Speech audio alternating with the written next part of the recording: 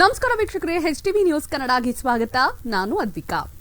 ನಾಡಿನ ಸಮಸ್ತ ಜನತೆಗೆ ಈದ್ ಮಿಲಾದ್ ಹಬ್ಬದ ಶುಭಾಶಯಗಳು ಕೋರುವವರು ಕಾಸಿಂ ಸಾಬ್ ಯಲ್ಲಿ, ಇವರ ಪುತ್ರರಾದ ಬಂದೇ ನವಾಜ್ ಯಲ್ಲಿ ಪಕ್, ಸದಾಂ ಹುಸೇನ್ ಯಲ್ಲಿ ಪಕ್. ಇವರು ತಮ್ಮ ಕೈಚಳಕದಿಂದ ಶಿಲ್ಪಕಲೆಯಲ್ಲಿ ಜಿಲ್ಲೆಯಾದ್ಯಂತ ಹೆಸರು ಮಾಡಿದ್ದಾರೆ.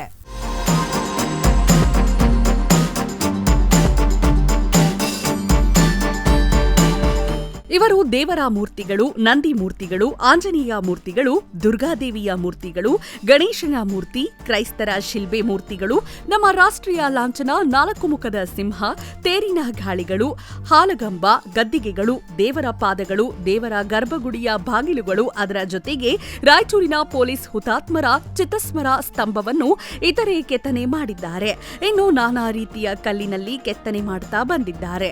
ಇವರಿಗೆ ಸಂಪರ್ಕಿಸಬೇಕಾದ ವಿಳಾಸ ಬಾಬಾ ಕಟ್ಟೆ, ಮಸ್ಕಿ ರಸ್ತೆ, ಮುದಗಳ್. ಮೊಬೈಲ್ ನಂಬರ್ ಕಾಸಿಂ ಸಾಬ್ ಯಲ್ಲಿ 9945269962. ಇವರ ಪುತ್ರರಾದ ಬಂದೇ ನವಾಜ್ ಯಲ್ಲಿ ಪಕ್ 9740019227. ಸದಾಂ ಹುಸೇನ್ ಯಲ್ಲಿ ಪಕ್ 9632792300.